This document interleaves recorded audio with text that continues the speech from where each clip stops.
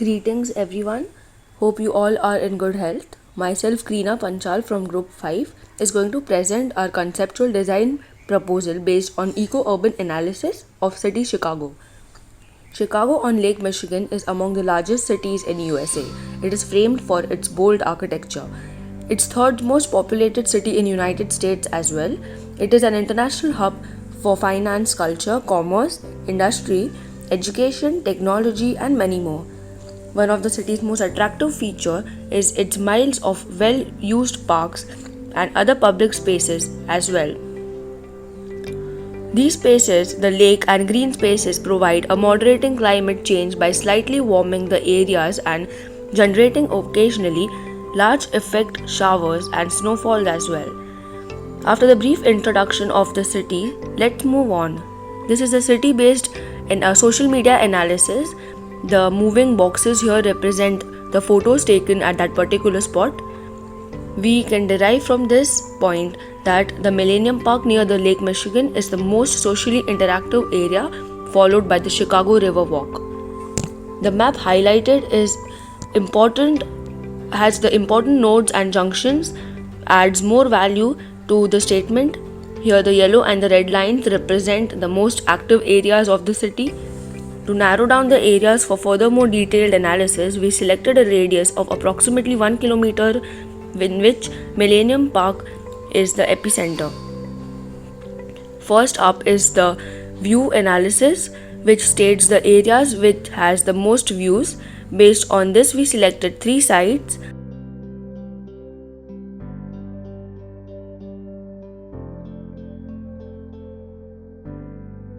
Next is the radiation analysis. As Chicago has cold weather all year round, maximum intake of sunlight in buildings is the key feature for a design. This analysis guided us in selecting the site. The area to the north of the park receives maximum daylight.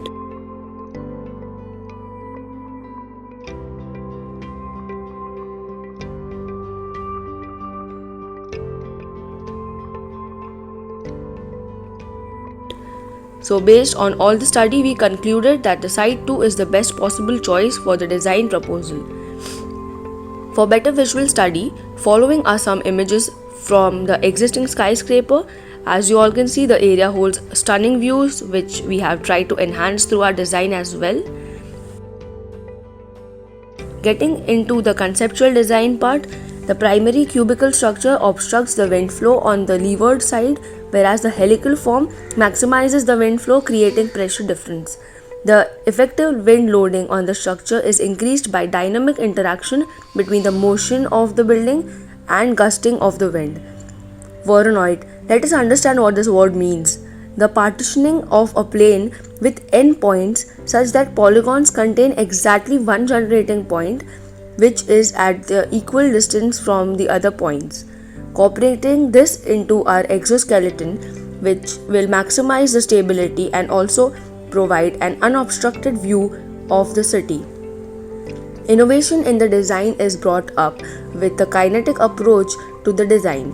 The central hemisphere gives one of the panoramic view of the city skyline. The spiral viewing deck augmented the sight of landscape, cityscape and the Lake Michigan. Tower is provided with initial 40 floors for commercial purpose and remaining 20 to 25 floors are used for the public amenities. Interior view from the revolving hemisphere.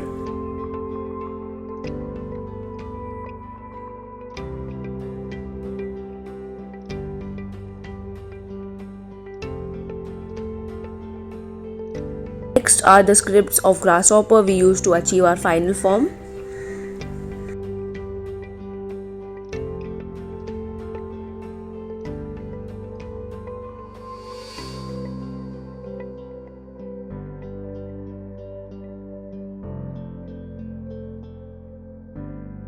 Wallasey stimulation is done for computational study to better understand the function and maximize its use. 3 fitness goals were stated for it to compute the final results. First is to maximize the radiation goal to achieve maximum sunlight entering the tower. Second is to minimize the floor area to a certain limit. Being the most populated city, utilizing maximum FSI within minimum space. Third is the maximum opening in facade to enhance the radiation and view. The stimulation computed following 4 proposals: Generation 5 Individual 1, Generation 6 Individual 11, Generation 15 Individual 14, Generation 19 Individual 12. The fourth proposal had a very impressive design and gave the highest radiation output, and that's why we finalized that as the design, coming up with the stages in which the final form evolved. Stage 1, basic form development. Second, lofting the shape together. Stage 3, twisting for maximum wind flow and use. Stage 4, adding floors.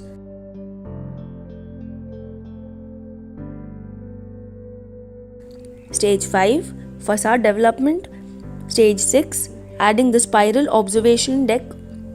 Stage 7, the kinetic sphere, and final output. Next up is the radiation analysis of the final form, where it's clearly seen that maximum radiation is achieved, followed by the view analysis, which states that most of the design has maximum view from the surrounding streets.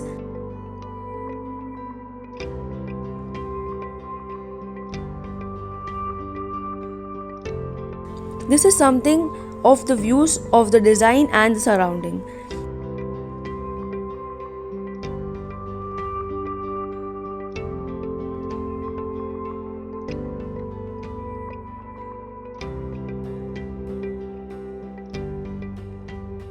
Lastly, in short walkthrough for a better visual purpose.